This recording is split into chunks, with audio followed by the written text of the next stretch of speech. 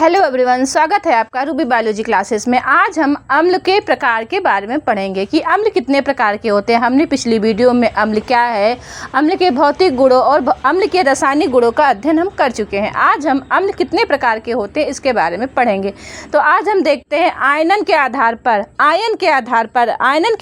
अम्ल कितने प्रकार के होते हैं। तो आयन के आधार पर अम्ल दो प्रकार के होते हैं, प्रबल अम्ल और दुर्बल अम्ल।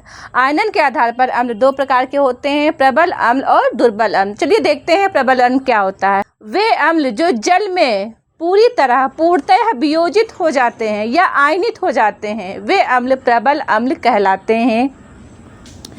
वे अम्ल जो जल में पूर्णतः आयनित या वियोजित हो जाते हैं, प्रबल अम्ल कहलाते हैं। ये अम्ल खनिज अम्ल होते हैं, इनको खनिजों से प्राप्त किया जाता है, इनको फैक्ट्रियों और लैब में बनाया जाता है। ये बहुत ही प्रबल होते हैं, ये खाने योग्य नहीं होते हैं। प्रबल अम्ल हमारे खाने के योग्य नहीं होते हैं और ये पूरी तरह जल में पूरी तरह वियोजित हो जाते हैं। अर्थात प्रबल अम्ल एक तरफ से कहें तो जो जल में घुलने पर ज़्यादा से ज़्यादा आयन दे, ज़्यादा से ज़्यादा हाइड्रोजन आयन दे, वे अम्ल प्रबल अम्ल कहलाते हैं। और जो कम देंगे जल में वो दुर्बल अम्ल कहलाएंगे। तो वे अम्ल जो जल में पूर्णतः आयनित या वियोजित हो जाते हैं, अर्थात पूरी तरह से जल में वियोजित हो जाते हैं, टूट जाते हैं और ज़्यादा से ज़्यादा हाइड्रोजन आयन देते हैं, प्रबल अम्ल कहलाते हैं। जैसे सल्फ्यूरिक अम्ल H2SO4 किसका सूत्र है? सल्फ्यूरिक अम्ल। हाइड्रोक्लोरिक अम्ल HCl, नाइट्रिक अम्ल, ये हमारे बहुत ही प्रबल अम्ल हैं और ये बहुत ही संक्षारक प्रवृत्ति के होते हैं।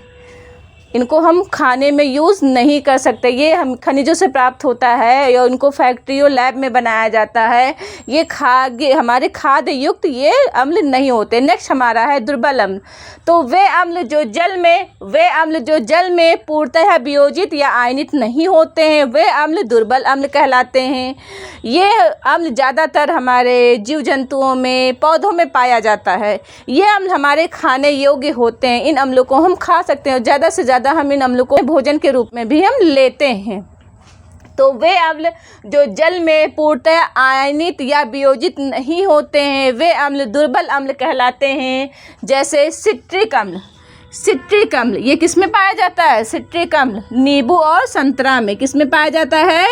नींबू एवं संतरा। सिट्रिक अम्ल किस में पाया जाता है? नींबू एवं संतरा में। लैक्टिक अम्ल आप लोग खूब दही खाते होंगे घर में, तो दही में कौन सा अम्ल होता है? लैक्टिक अम्ल। कौन सा? लैक्टिक अम्ल। दही में कौन सा अम्ल पाया जाता है? लैक्टिक अम्ल। ऑक्जेलिक अम्ल किस में पाया जाता है? ऑक्जेलिक अम्ल टमाटर में पाया जाता है। किस में पाया जाता है? टमाटर में। और अमरूद में भी ऑक्जेलिक अम्ल पाया जाता है। नेक्स्ट हमारा है एसिटिक अम्ल। घर में अचार बनाया जाता है तो एक मार्केट में मिलता है, एक एसिड आता है, लोग लाते हैं उसको, एक दो बूंद डाल देते हैं कि अचार लंबे समय तक सुरक्षित रहता है, ख़राब नहीं होता है। तो कौन सा अम्ल होता है? एसिटिक अम्ल होता है। एसिटिक अम्ल किस में पाया जाता है? सिरका में। किस में?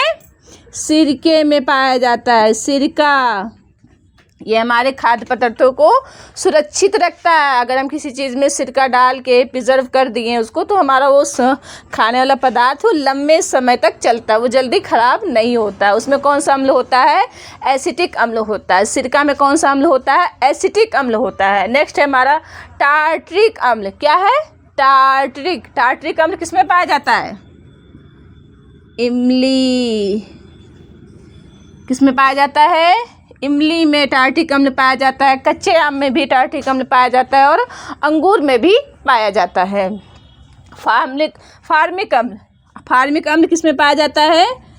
चींटी के डंक में। और एक नेटल होता है, ततैया के डंक में भी पाया जाता है। तो फार्मिक अम्ल चींटी जब काटती है तो हमको कुछ दर्द का जो अनुभव होता है, जो चुभन का अनुभव होता है, वो फार्मिक अम्ल के कारण होता है। तो आपको हमारी वीडियो कैसी लगी इसके लिए लाइक करें, कमेंट करें और सब्सक्राइब करें। धन्यवाद।